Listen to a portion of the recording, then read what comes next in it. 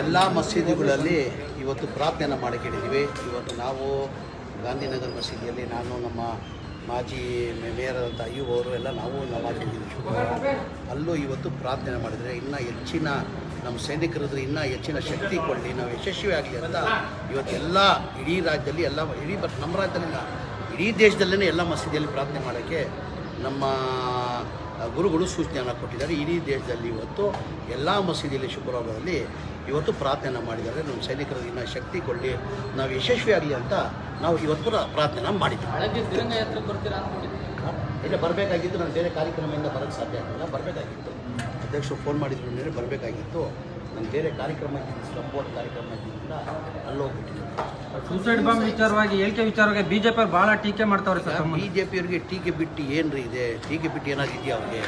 ಯಾವುದನ್ನ ಒಂದು ಕೆಲಸ ಒಳ್ಳೆ ಕೆಲಸ ಯಾವ ಥರ ಬಿಜೆಪಿ ಮಾಡಿದ್ದಾರೆ ಎಲ್ಲ ಅದಕ್ಕೂ ಟೀಕೆ. ನಾನೇನಂತೆ ಅವತ್ತು ದೇಶಕ್ಕೋಸ್ಕರ ನಾನು ಬಲಿಯಾಗಕ್ಕೆ ಸಿದ್ಧ, ಈಗಲೂ ನಾನು ಸಿದ್ಧ ಆಗಿದ್ದೀನಿ, ನನ್ನ ಮಾತಿಗೆ ನಾನು ಸಿದ್ಧ ಆಗಿದ್ದೀನಿ.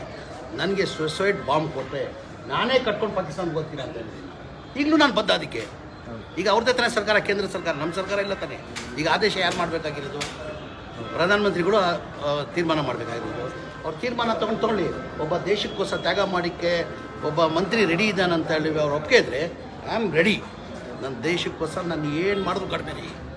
ನಮ್ಮ ದೇಶ ಇದೆ, ನಮ್ಮ ದೇಶ ಇದೆ ಸರ್. ನಮ್ಮ ದೇಶದಲ್ಲಿ ಯಾವತ್ತೂ ಸೂಸೈಡ್ ಬಾಂಬ್ ಕೊಡುವಂಥ ದೇಶ ಅಲ್ಲ ಸರ್. ಸೂಸೈಡ್ ಬಾಂಬ್ ಇಲ್ಲ. ನನ್ನ ಅಭಿಪ್ರಾಯ ಹೇಳಿದ್ದೀನಿ. ನಾನು ಪರ್ಮಿಷನ್ ನಾನು ಹೋಗ್ತೀನಿ ಅಂತ ಹೇಳಿಲ್ಲ. ಕೇಂದ್ರದಿಂದ ಪ್ರಧಾನಮಂತ್ರಿಗಳು ಪರ್ಮಿಷನ್ ಕೊಟ್ಟರೆ ಅಂತ ಹೇಳಿಲ್ಲ. ನನ್ನ ಅಗತ್ಯ ಇದ್ದೆ ಅಗತ್ಯ ಇದ್ದು ನಾನು ಕೊಟ್ಟರೆ ನಾನು ಹೋಗ್ತೀನಿ ಅಂತ ನಾನು ಹೋಗೋಕ್ಕೆ ಸಾಧ್ಯ ಆಗಲ್ಲ. ಪರ್ಮಿಷನ್ ಕೊಟ್ಟು ನಾನು ಕೊಟ್ಟರೆ ನಾನು ಈಗಲೂ ಹೋಗೋಕ್ಕೆ ನಮ್ಮ ಸಿದ್ಧ. ಇಷ್ಟೇ ನಾನು ಭಗವಂತ ಅಂತ ಪ್ರಾರ್ಥನೆ ಮಾಡೋದು.